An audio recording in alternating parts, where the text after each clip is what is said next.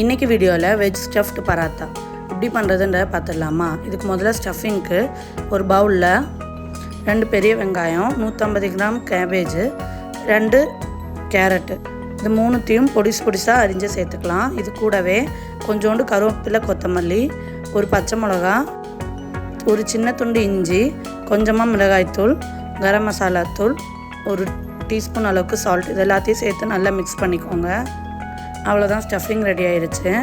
இப்போது பராத்தாக்கு கோதுமை மாவை நல்லா சப்பாத்தி மாவு பதத்துக்கு பிசைஞ்சு எடுத்து வச்சுருக்கேன்.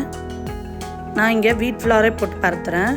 உங்களுக்கு வேணும்னா நீங்கள் ஆயில் கூட யூஸ் பண்ணி டோவை ஸ்ப்ரெட் பண்ணிக்கலாம்.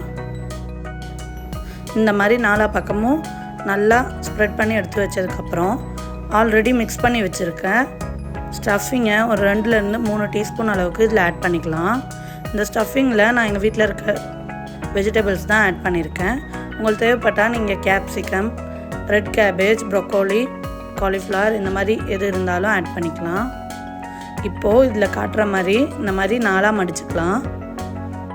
இந்த வீட் டோவை முதல்ல நம்ம ஸ்ப்ரெட் பண்ணக்குள்ள கொஞ்சம் கட்டியாக இருக்க மாதிரி ஸ்ப்ரெட் பண்ணிக்கலாம். ரொம்ப மெலிசாக ஸ்ப்ரெட் பண்ணியிருந்தா இந்த மாதிரி டோ வச்சு மூடிட்டு மறுபடியும் ஸ்ப்ரெட் பண்ணக்குள்ள வெளில லீக் ஆயிரும். ஸோ அதை பார்த்துக்கோங்க. இப்போது இதுக்குள்ளே ஸ்டஃபிங் வச்சு இந்த மாதிரி 4 பக்கமும் ஸ்கொயர் ஷேப்பில் பரத்தி எடுத்து வச்சுக்கலாம்.